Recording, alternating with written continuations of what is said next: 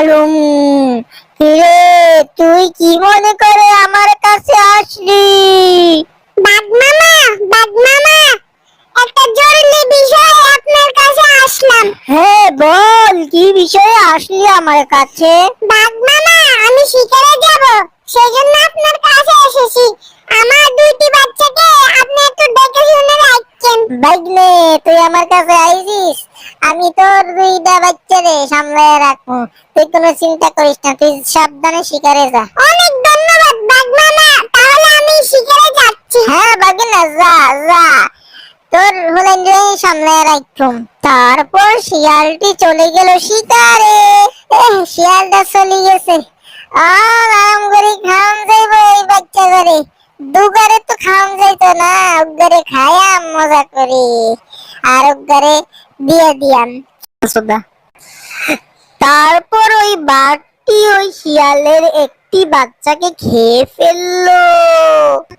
বাঘ মামা, বাঘ মামা, আমি তো শিকার থেকে চলে এসেছি।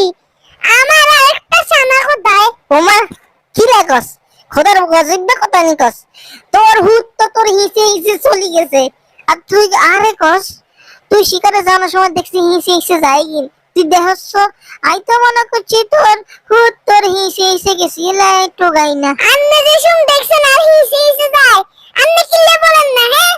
আপনি তো সাইথাম দিছি কিল্লাই। এরে বাইক না হুন, তোর হুত তোর হিসে হিসে গেছে, আমি মনে করছি তুই হের শিকারে লই গেছে, তুই এলা বলাই না, একটু গাইও না।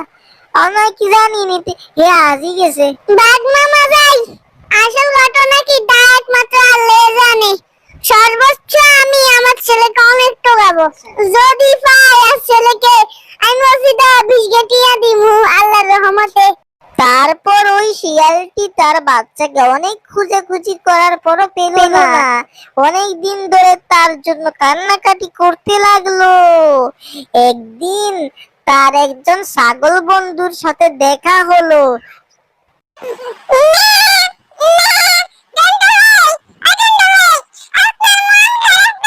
আর বলো না ভাইয়া, বাঘের কাছে বাচ্চা দিছি, বাঘ কাছে সুন্দর করে চায় রাখছো, আর বাচ্চাটা বলে আমার পিছে পিছে গেছে, বাঘ মামা বলেছে।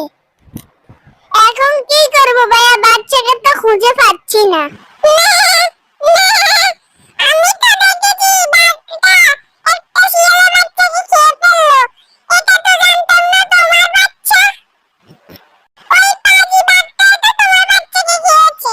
ছাগল ভাই, ছাগল ভাই, আপনি একটা আমারে বুদ্ধির পরামর্শ দেন। আমার নাম ছাগল, আমার বুদ্ধি দেখে সকলে হয়ে যায় পাগল। তাকে একটা উঁদুরের ওষুধ মিশিয়ে খরগোশের মধ্যে মিশিয়ে খাওয়াইয়া দিবে।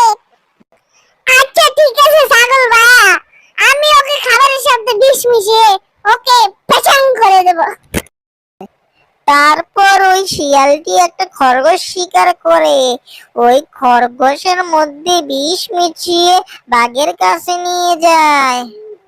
বাঘ মামা, বাঘ মামা, আপনার জন্য একটা খরগোশ নিয়ে এসেছিলাম। আপনি মনে করছি কিছু খান না, দান না, আপনি একজন অসহায় মানুষ, মা তো মরিয়ে গেছে, তাই জন্য আপনার লাই একটা শিকার নিয়ে এসেছি। হালুম, এ তো আমাকে অনেক অপমান করছে, কিন্তু রাগ করলে হবে না, যেহেতু শিকার দিয়েছে খেয়েই নি, অনেক সুগন্ধ আসছে। হালুম, ভাগ্নে দে আমি খেয়ে ফেলি। তারপর ওই বাঘটি ওই খরগোশটি খেয়ে ফেললো। ভাগ্নে, এটা তুই কি খাওয়ালি? হালুম, হালুম, তুই এটা কি খাওয়ালি রে ভাগ্নে? বুড়ো ঢেলা, আমার বাচ্চাকে খেয়েছিস না, এবার কা তুই মর। তো বন্ধুরা, আপনারা যদি নতুন হয়ে থাকেন চ্যানেলটিকে সাবস্ক্রাইব করুন, আর যারা সাবস্ক্রাইব করেছেন অসংখ্য অসংখ্য ধন্যবাদ।